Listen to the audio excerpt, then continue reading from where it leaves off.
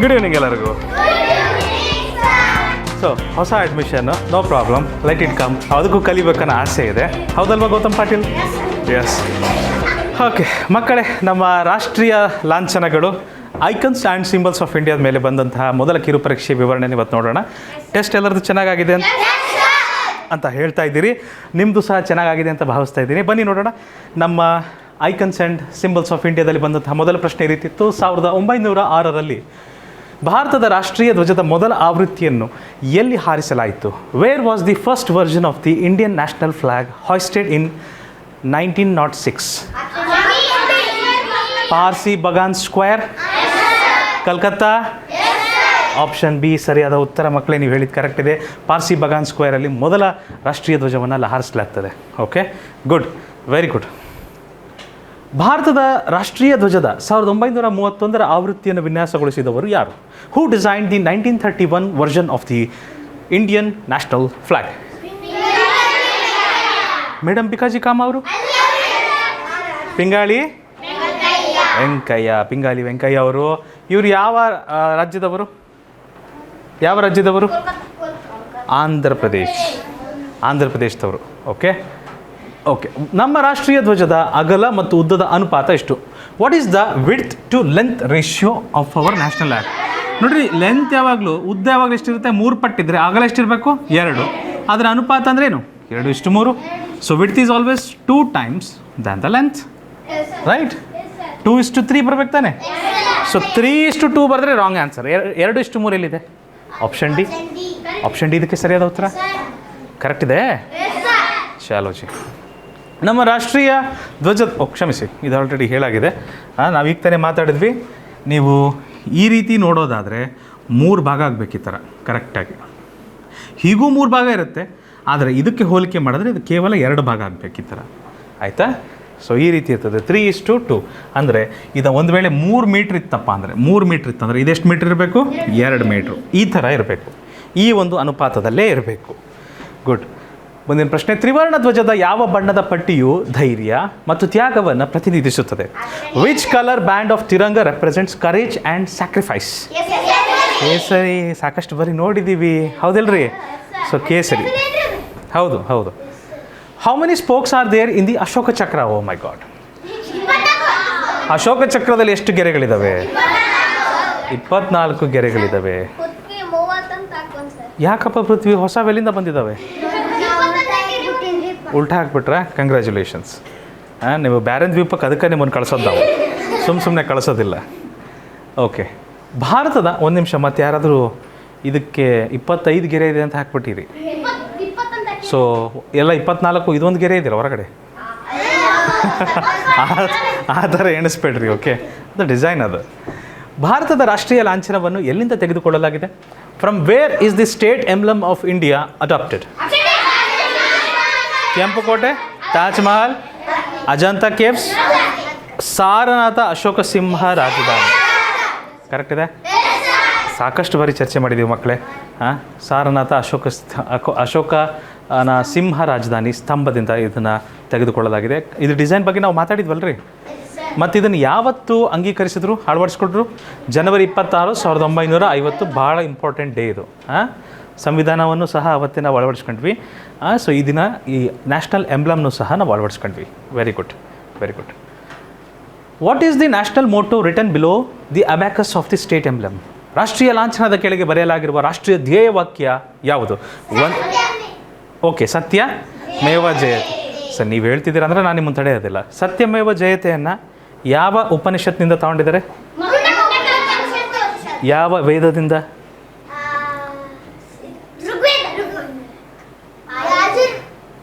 ಸಾಮವೇದ, ಅಥರ್ವವೇದ ಎಲ್ಲ ಹೇಳ್ಬಿಡ್ರಿ. ಅಥರ್ವವೇದದಿಂದ ತಾಂಡಿದ್ದಾರೆ. ಸೊ ಇದನ್ನು ಇಲ್ಲಿ ಕೆಳಗಡೆ ಸತ್ಯಮೇವ ಜಯತೆ ಅಂತ ಅಲ್ಲಿ ಬರೀಲಾಗಿದೆ. ಓಕೆ, ಮುಂಡಕ ಉಪನಿಷತ್ತಿಂದ ತಾಂಡಿರೋದು. Correct. Which king founded the Shaka calendar era in 78 AD? ಕ್ರಿಸ್ತ ಶಕ 78ರಲ್ಲಿ ಶಕ ಕ್ಯಾಲೆಂಡರ್ ಯುಗವನ್ನು ಸ್ಥಾಪಿಸಿದ ರಾಜ ಯಾರು? ಕನಿಷ್ಕ. ಕೆಲವರು ಕನ್ಫ್ಯೂಸ್ ಆಗಿಬಿಡ್ತಾರೆ ಅಶೋಕನ ಜೊತೆಗೆ. ಅಶೋಕನ ಸ್ತಂಭ, ಸಾರನಾಥದ ಸ್ತಂಭ, ಅದನ್ನು ಅದನ್ನು ಮತ್ತು ಇದನ್ನು ಸ್ವಲ್ಪ ಮಿಕ್ಸ್ ಮಾಡಿಬಿಟ್ಟು ಅಶೋಕ ಅಂತ ಹಾಕ್ಬಿಡ್ತಾರೆ ಕೆಲವರು. ಹಾಗೆ ಆಯಿತು, ಅಶೋಕ ಹಾಕ್ಬಿಟ್ರಿ. ಕನಿಷ್ಕ, ಕನಿಷ್ಕ, ಚಂದ್ರಗುಪ್ತ ಮೌರ್ಯ ಅಲ್ಲಪ್ಪ, ಕನಿಷ್ಕ. ಹಾಂ, ಕುಶಾನ ರಾಜವಂಶದ ಶ್ರೇಷ್ಠ ರಾಜ ಕನಿಷ್ಕ. ಇವನು ಮಾಡಿದ್ದು ಯಾವ ಒಂದು ವರ್ಷದಲ್ಲಿ? 78ನೇ ವರ್ಷದಲ್ಲಿ. 78ನೇ ವರ್ಷದಲ್ಲಿ. ಓಕೆ, ಕ್ರಿಸ್ತ ಶಕ. ಅಧಿಕೃತ ಭಾರತೀಯ ರಾಷ್ಟ್ರೀಯ ಕ್ಯಾಲೆಂಡರ್ನ ಮೊದಲ ತಿಂಗಳು ಯಾವುದು? What is the first month of the official Indian calendar?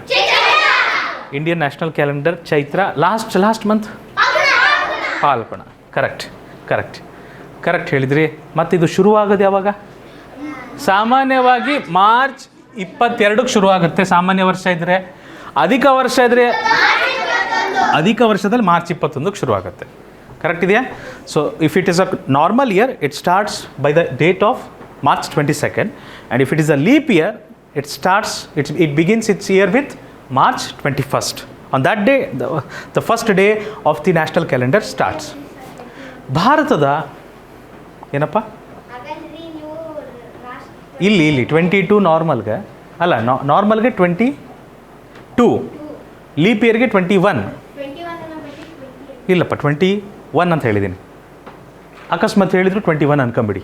Okay, ಮುಂದೋಗ್ಬೋದಾ? Thank you. Who composed India's national anthem Jana Gana Mana? ಭಾರತದ ರಾಷ್ಟ್ರಗೀತೆಯಾದ ಜನಗಣಮನ ಗೀತೆಯನ್ನು ಸಂಯೋಜಿಸಿದವರು ಯಾರು?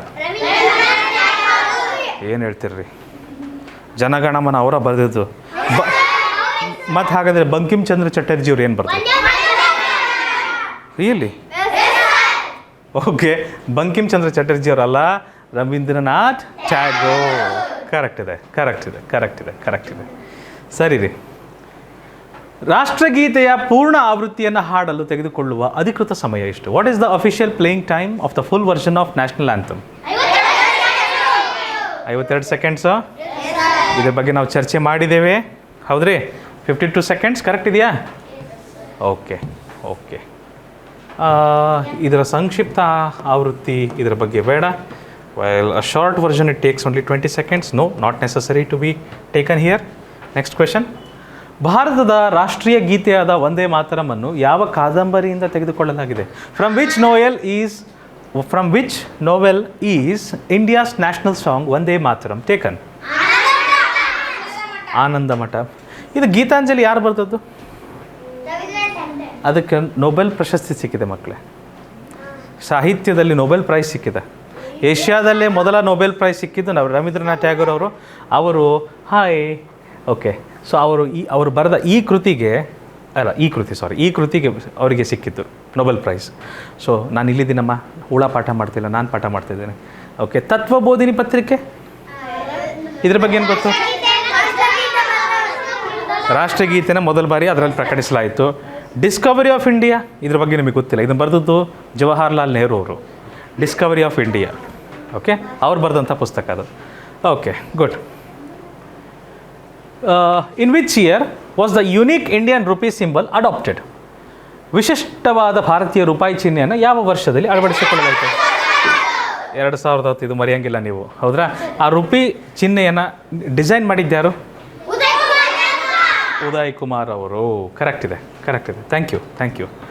ಪ್ರಾಜೆಕ್ಟ್ ಟೈಗರ್ನೊಂದಿಗೆ ಏಪ್ರಿಲ್ 1973ರಲ್ಲಿ ಭಾರತದ ರಾಷ್ಟ್ರೀಯ ಪ್ರಾಣಿಯಾದ ಜೀವಿ ಯಾವುದು? Which animal became India's national animal in April 1973 with the launch of project tiger? ಯಾಕಪ್ಪ ರಾಯಲ್? ಈಗ ಹೇಳೋದಿಲ್ಲ ಯಾರು. ಪ್ರಶ್ನೆ ಓದೋದಕ್ಕಿಂತ ಮುಂಚೆ 10 ಸರಿ ಹೇಳ್ತಾರೆ, ಪ್ರಶ್ನೆ ಓದಿದ ಮೇಲೆ 1 ಸರಿನೂ ಹೇಳೋದಿಲ್ಲ. ವಾವ್, ಅತಿ ಬುದ್ಧಿವಂತರು. ಶ್ರೇಯಸ್, ರಾಯಲ್ ಬೆಂಗಾಲ್ ಟೈಗರ್ ಇದರ ಸೈಂಟಿಫಿಕ್ ನೇಮ್ ಏನು? What is the scientific name? ಅದರಸ ಪ್ಯಾಂಥರಾ ಟೈಗ್ರಿಸ್. ಸಿಂಹ ಇದ್ರೆ ಕಮಲದ ಹೂವು, ನೆಲಂಬು. ಓಕೆ. ಆಲದ ಮರ,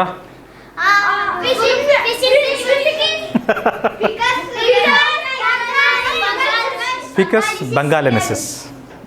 ಬೆಂಗಾಲೆನೆಸಿಸ್. ಮತ್ತು ಕುಂಬಳಕಾಯಿ, ಕುಕ್ಕುರ್ಬಿಟ ಮೊಸ್ಕೆಟ. ಕಾಳಿಂಗ ಸರ್ಪ, ಓಫಿಯೋಫ್ಯಾಗಸ್ ಹನ್ನ ಅಥವಾ ಓಫಿಯೋಫ್ಯಾಗಸ್ ಕಾಳಿಂಗ. ಗಂಗಾ ನದಿಯಲ್ಲಿ ಕಂಡುಬರುವ ಡಾಲ್ಫಿನ್. ಮತ್ತೆ ಯಾವುದಾದ್ರು ಬಿಟ್ಟಿದ್ದೀವ? ಮಾವಿನ ಹಣ್ಣು. ಓಕೆ. ನವಿಲು. ಪಾವೋ ಕ್ರಿಸ್ಟಾಟಾ. ಎಲಿಫೆಂಟ್. Okay, elephant. ಹಾಂ, ಎಲಿಫಸ್ ಮ್ಯಾಕ್ಸಿಮಸ್ ಇಂಡಿಕಸ್. ಓಕೆ. ತೆಲುಗು ಭಾಷೆಯಲ್ಲಿ ರಾಷ್ಟ್ರೀಯ ಪ್ರತಿಜ್ಞೆಯ ಮೂಲ ಪಠ್ಯವನ್ನು ಬರೆದವರು ಯಾರು? Who wrote the original text of national pledge in Telugu language? Venkata Subbarao ಅವರು. ಪೈದಿಮರ್ರಿ ವೆಂಕಟ ಸುಬ್ಬರಾವ್ ಅವರು. ಎಸ್, ಪೈದಿಮರ್ರಿ ವೆಂಕಟ ಸುಬ್ಬರಾವ್ ಅವರು ಬರೆದದ್ದು. ಇದನ್ನು ಸ್ಕೂಲ್ಗಳಲ್ಲೆಲ್ಲ ಪ್ರತಿದಿನ ಹೇಳ್ತಾರೆ ಮಕ್ಕಳು ಇವತ್ತು. ಓಕೆ. ಒಂದು ಗದ್ಯ ಭಾಗ ಇತ್ತು. 16ನೇ ಪ್ರಶ್ನೆ ಈ ಗದ್ಯ ಭಾಗದ ನಂತರದಿಂದ ಶುರುವಾಗುತ್ತೆ. ಗದ್ಯ ಭಾಗದ ಶೀರ್ಷಿಕೆ ಏನಿತ್ತು ಮಕ್ಕಳೇ? ಧೀರ ಮಹಿಳೆ ಮತ್ತು ಮೊದಲ ತ್ರಿವರ್ಣ ಧ್ವಜ ಅಂತ ಇದೆ. ಯಾರ ಬಗ್ಗೆ ಇತ್ತು? ಮೇಡಮ್ ಬಿಕಾಜಿ ಕಾಮ ಅವ್ರ ಬಗ್ಗೆ. ಮೇಡಮ್ ಬಿಕಾಜಿ ಕಾಮ, ರೈಟ್? ಓಕೆ. ಬಹಳ ಓದ್ಬೋದ ನಾನು ಇದನ್ನೊಮ್ಮೆ? ಬಹಳ ವರ್ಷಗಳ ಹಿಂದೆ 1907 ಆಗಸ್ಟ್ನಲ್ಲಿ ಮೇಡಮ್ ಬಿಕಾಜಿ ಕಾಮ ಎಂಬ ಧೀರ ಭಾರತೀಯ ಮಹಿಳೆ ಜರ್ಮನಿಯ ಸ್ಟಟ್ಗಾರ್ಟ್ಗೆ ಪ್ರಯಾಣ ಬೆಳೆಸಿದರು. ಯಾವ ಜಾಗಕ್ಕೆ? Stuttgart. So long ago in August 1907 a brave Indian lady named Madam Bikaji Kama traveled to Stuttgart, Germany. ನಂತರ ಭಾರತದ ಸ್ವಾತಂತ್ರ್ಯದ ಕನಸನ್ನು ಜಗತ್ತಿಗೆ ಸಾರಲು ಅವರು ಬಯಸಿದ್ದರು. ವೀರ ಸಾವರ್ಕರ್ ಮತ್ತು ಶ್ಯಾಮ್ಜಿ ಕೃಷ್ಣ ವರ್ಮ ಅವರೊಂದಿಗೆ ಸೇರಿ ಅವರು ಒಂದು ಸುಂದರವಾದ ಹೊಸ ಧ್ವಜವನ್ನು ವಿನ್ಯಾಸಗೊಳಿಸಿದರು. She wanted to tell the world about India's dream of freedom along with Veer Savarkar and Shyamji Krishna Varma. She had designed a beautiful new flag. ಅವರು 3 ಜನ ಸೇರಿ ಒಂದು ಸುಂದರವಾದ ಅವರ ಕಲ್ಪನೆಯಲ್ಲಿದ್ದಂತಹ ಒಂದು ಸುಂದರ ಧ್ವಜವನ್ನು 3 ಜನ ಸೇರಿ ಅದನ್ನು ಡಿಸೈನ್ ಮಾಡ್ತಾರೆ, ವಿನ್ಯಾಸ ಮಾಡ್ತಾರೆ. It had unique colours and symbols representing unity. During a big international meeting, she stood proudly and unfurled this flag on foreign land for the very first time. ಇದು ಒಗ್ಗಟ್ಟನ್ನು ಪ್ರತಿನಿಧಿಸುವ ವಿಶಿಷ್ಟ ಬಣ್ಣಗಳು ಮತ್ತು ಸಂಕೇತಗಳನ್ನು ಹೊಂದಿತ್ತು. ಒಂದು ದೊಡ್ಡ ಅಂತಾರಾಷ್ಟ್ರೀಯ ಸಭೆಯೊಂದರಲ್ಲಿ ಅವರು ಹೆಮ್ಮೆಯಿಂದ ನಿಂತು ಇದೇ ಮೊದಲ ಬಾರಿಗೆ ವಿದೇಶಿ ನೆಲದಲ್ಲಿ ಈ ಭಾರತೀಯ ಧ್ವಜವನ್ನು ಹಾರಿಸಿದರು. ಫಸ್ಟ್ ಟೈಮ್ ಇದನ್ನು ಹಾರಿಸಿದ ತಕ್ಷಣ ಜನ ಎಲ್ಲ ನೋಡ್ತಾರೆ. ಅವಾಗೇನಾಗುತ್ತೆ ನೋಡಿ, ಭಾರತೀಯರು ತಮ್ಮ ಸ್ವಾತಂತ್ರ್ಯಕ್ಕಾಗಿ ಹೋರಾಡಲಿದ್ದಾರೆ ಎಂದು ಅವರು ಘೋಷಿಸಿದಾಗ ನೆರೆದಿದ್ದ ಜನರೆಲ್ಲರೂ ಆಶ್ಚರ್ಯದಿಂದ ನೋಡಿದರು. The crowd watched in wonder as she declared that Indians would fight for the independence. This historical event sowed the seeds of national pride across the globe, showing everyone that India was ready to rise. ಈ ಐತಿಹಾಸಿಕ ಘಟನೆಯು ಜಗತ್ತಿನಾದ್ಯಂತ ರಾಷ್ಟ್ರೀಯ ಹೆಮ್ಮೆಯ ಬೀಜಗಳನ್ನು ಬಿತ್ತಿತು. ಭಾರತವು ಪುಟಿದೇಳಲು ಸಿದ್ಧವಾಗಿದೆ, ಸ್ವಾತಂತ್ರ್ಯಕ್ಕಾಗಿ ಹೋರಾಡಲು ಸಿದ್ಧವಾಗಿದೆ ಎಂದು ಎಲ್ಲರಿಗೂ ತೋರಿಸಿಕೊಟ್ಟಿತು. ಇದು ನಿಮ್ಮ ಗದ್ಯ ಭಾಗ ಆಗಿತ್ತು ಮಕ್ಕಳೇ. ಗದ್ಯ ಭಾಗದ ಮೇಲೆ ಬಹಳ ಸುಲಭವಾದಂಥ 5 ಪ್ರಶ್ನೆಗಳಿದ್ದಾವೆ. ಯಾವ ರೀತಿ ಇತ್ತು? ಮೊದಲ ಪ್ರಶ್ನೆ, in which country did madam Bhikaji Kama unfurl the Indian flag in 1907? 1907ರಲ್ಲಿ ಮೇಡಮ್ ಬಿಕಾಜಿ ಕಾಮ ಅವರು ಯಾವ ದೇಶದಲ್ಲಿ ಭಾರತದ ಧ್ವಜವನ್ನು ಹಾರಿಸಿದರು? ಜರ್ಮನಿಯ ಯಾವ ಜಾಗ? ಸ್ಟಟ್ಗರ್ಟ್ ಇವತ್ತಿನ ನ್ಯೂಸ್ ಪೇಪರಲ್ಲಿದೆ. ಸ್ಟಟ್ಗರ್ಟ್ ಇವತ್ತಿನ ನ್ಯೂಸ್ ಪೇಪರಲ್ಲಿದೆ. ಕ್ರೀಡಾ ಸೆಕ್ಷನ್, ಸ್ಪೋರ್ಟ್ಸ್ ಸೆಕ್ಷನಲ್ಲಿದೆ. ನೀವು ನೋಡಿ ಆ ಜರ್ಮನಿಯ ಸ್ಟಟ್ಗರ್ಟ್ ನ್ಯೂಸಲ್ಲಿದೆ ಈಗ. ಓಕೆ, ಹಾಂ, ಕರೆಕ್ಟ್. 1907ರಲ್ಲಿ ಜರ್ಮನಿಯ ಸ್ಟಟ್ಗಾರ್ಟ್ನಲ್ಲಿ ನಡೆದ ಅಂತಾರಾಷ್ಟ್ರೀಯ ಸೋಷಿಯಲಿಸ್ಟ್ ಕಾಂಗ್ರೆಸ್ ಸಭೆಯಲ್ಲಿ ಅವರು ಮೊದಲ ಬಾರಿಗೆ ಅವರು ಮತ್ತು ಇನ್ನೊಬ್ಬರು ಯಾರಿದ್ರು? ಸಾವರ್ಕರ್ ಮತ್ತು ಶ್ಯಾಮ್. ಮುಂದಿನ ಪ್ರಶ್ನೆ ಅದೇ ಇದೆಯಾ? ವಾವ್, ನೋಡ್ರಿ, ಈ ಐತಿಹಾಸಿಕ ಧ್ವಜವನ್ನು ವಿನ್ಯಾಸಗೊಳಿಸಲು ಮೇಡಮ್ ಕಾಮ ಅವರಿಗೆ ಯಾರು ಸಹಾಯ ಮಾಡಿದರು? ಹೂ ಹೆಲ್ಪ್ಡ್ ಮೇಡಮ್ ಕಾಮ design this historic flag? Veer Savarkar ಮತ್ತು ಶ್ಯಾಮ್ಜಿ ಕೃಷ್ಣ ವರ್ಮಾ. ಕರೆಕ್ಟ್. ನೀವು ಹೇಳಿದ ಕರೆಕ್ಟ್ ಮಕ್ಕಳೇ. 3 ಜನ ಸೇರಿ ಇದನ್ನು ಅವರು ಮೊದಲು ತಯಾರು ಮಾಡ್ತಾರೆ. ಹಾರಿಸಿದ್ದು ನಮ್ಮ ಮೇಡಮ್ ಬಿಕಾಜಿ ಕಾಮ ಅವರು. In which month and year did this historic event take place? ಈ ಐತಿಹಾಸಿಕ ಘಟನೆಯು ಯಾವ ತಿಂಗಳು ಮತ್ತು ವರ್ಷದಲ್ಲಿ ನಡೆಯಿತು? 47 ಅಂತೂ ಅಲ್ಲ. 31ರಲ್ಲಿ ಬಂದದ್ದು ಯಾರದು ಫ್ಲ್ಯಾಗ್? ಅದು ಪಿಂಗಾಳಿ ವೆಂಕಯ್ಯ ಅವರದು. ಇದಂತೂ ಅಲ್ಲ. ಜನವರಿ 1950? ಅದಕ್ಕಿಂತ ಮುಂಚೆನೇ ಇತ್ತು. ಹೌದಿಲ್ರಿ? ಸ್ವಾತಂತ್ರ್ಯಕ್ಕಿಂತ ಮುಂಚೆ ನಡೆದದ್ದು 1907 ಆಗಬೇಕಿದು. ಸೊ ಆಗಸ್ಟ್ 1907 ಸರಿಯಾದ ಉತ್ತರ. ಕರೆಕ್ಟ್ ಹೇಳಿದ್ರಿ, ಆಗಸ್ಟ್ 1907 ಇದಕ್ಕೆ ಸರಿಯಾದ ಉತ್ತರ ಆಗುತ್ತೆ. Madam Bhikaji Cama was the first Indian to do what on foreign land? Madam Bhikaji ಕಾಮ ಅವರು ವಿದೇಶಿ ಭೂಮಿಯಲ್ಲಿ ಏನನ್ನು ಮಾಡಿದ ಮೊದಲ ಭಾರತೀಯರಾಗಿದ್ದಾರೆ? ರಾಷ್ಟ್ರೀಯ ಧ್ವಜವನ್ನು ಹಾರಿಸಿದ ಮೊದಲ ಮಹಿಳೆ, ಹೌದಲ್ರಿ? ಅದರಲ್ಲಿ ಮೊದಲಿಗರು ಅವರು. ಓಕೆ, ಗುಡ್, ಕರೆಕ್ಟ್ ಹೇಳಿದ್ರಿ. ಆದರೆ ಅವರು ಹಾರಿಸಿದ ಧ್ವಜ ಆ ಥರ ಇರಲಿಲ್ಲ, ಅದು ಇವತ್ತಿನ ಧ್ವಜ. ಅವ್ರು ಹಾರಿಸಿದ್ದು ಬೇರೆ ಥರ ಇತ್ತು. Correct. What feeling did this historical event plant across the globe? ಈ ಒಂದು ಐತಿಹಾಸಿಕ ಘಟನೆಯು ಜಗತ್ತಿನಾದ್ಯಂತ ಯಾವ ಭಾವನೆಯನ್ನು ಬಿತ್ತಿತು? ರಾಷ್ಟ್ರೀಯ ಹೆಮ್ಮೆ. ಇದು ಕೊನೆಯ ಲೈನಲ್ಲಿತ್ತಿದು, ಹೌದಿಲ್ರಿ?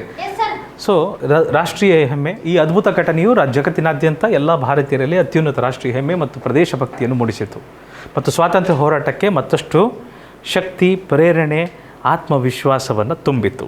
ಎಸ್, ಕರೆಕ್ಟ್ ಹೇಳಿದ್ರಿ. ಮಕ್ಕಳೇ, ನೀವು ಇಲ್ಲಿ ಗಮನಿಸಬೇಕಾದದ್ದು ಒಂದು ವಿಷಯ. ನೀವು ಪ್ರತಿ ಸರಿ ಈ ಟೆಸ್ಟ್ಗಳನ್ನು ನೋಡ್ತಾ ಹೋಗ್ತಿದ್ದಂತೆ ಕನಿಷ್ಠ ಗದ್ಯ ಭಾಗದಲ್ಲಿರುವ ಪ್ರಶ್ನೆಗಳನ್ನಾದರೂ ನೀವು ಔಟ್ ಆಫ್ ಔಟ್ ಮಾಡ್ತೀರಿ. ಆ ಕಾನ್ಫಿಡೆನ್ಸ್ ನಿಮಗೆ ಬರ್ತಾ ಇದೆ. ಯಾಕಂದರೆ ಉತ್ತರ ಅಲ್ಲೇ ಇರುತ್ತೆ, ನೋಡ್ಬಿಟ್ಟು ಬರೀತೀರಿ. ಕರೆಕ್ಟ್? ಹಾಂ, ಹಾಗಂದರೆ ಜಿ ಕೆಯಲ್ಲಿ ಬರುವ, ಅಂದರೆ ಪರಿಸರ ಅಧ್ಯಯನದಲ್ಲಿ ಬರುವ 20 ಪ್ರಶ್ನೆಗಳಲ್ಲಿ 5 ಪ್ರಶ್ನೆ ಅಂತೂ ನಮ್ಮವೇ. ಇನ್ನೂ 15 ಪ್ರಶ್ನೆಗೆ ನಮ್ಮ ತಯಾರಿ ಜೊತೆ ಹೋದರೆ ಅವು ಸಹ ನಮ್ಮದೇ. ಈ ಸರಿ ಕಪ್ಪು ನಮ್ಮದೇ ಅಲ್ಲ, ಈ ಸರಿ ಸೆಲೆಕ್ಷನ್ನು ನಮ್ಮದೇ. ಕಪ್ಪಲ್ಲ, ಸೆಲೆಕ್ಷನ್. ಅದು ಒಂದು ಕಪ್ಪೆ. ಓಕೆ, ಅದು ಒಂದು ಕಪ್ಪೆ ಅಲ್ಲ, ಕಪ್ಪು ತಾಣಕ್ಕೆ ಓದಬೇಕು, ಇಲ್ಲ ಅಂದರೆ ನಿಮಗೆ ಸಿಗುತ್ತೆ ಕಪ್ಪೆ ಚಿಪ್ಪು. ಓಕೆ, ಕಪ್ಪು ತಗೊಳ್ಬೇಕಂದ್ರೆ ಅದಕ್ಕೆ ಪರಿಶ್ರಮ ಆಗಿರಬೇಕು, ಭಾಳ ಚೆನ್ನಾಗಿ ನಾವು ಪರಿಶ್ರಮ ಹಾಕಬೇಕು. ನಿರಂತರವಾಗಿ ಶ್ರದ್ಧೆ, ಶಿಸ್ತು, ಶ್ರಮ, ಇದ್ರ ಜೊತೆಗೆ ಸ್ವಚ್ಛತೆ ಇದೆಲ್ಲ ಬಂತಂದರೆ ಕಪ್ಪು ನಮ್ಮದೇ. ಓಕೆ, ಇಷ್ಟನ್ನು ಹೇಳ್ತಾ ಇವತ್ತಿನ ತರಗತಿ ಇಲ್ಲಿಗೆ ಮುಗಿಸ್ತಾ ಇದ್ದೀನಿ. ನೆನಪಿಡಿ, ಇದು ಈಸಿ ಪಿ ಜಿ ಕ್ಲಾಸಸ್ ನಿಮ್ಮ ತರಗತಿ ಕೇಂದ್ರ.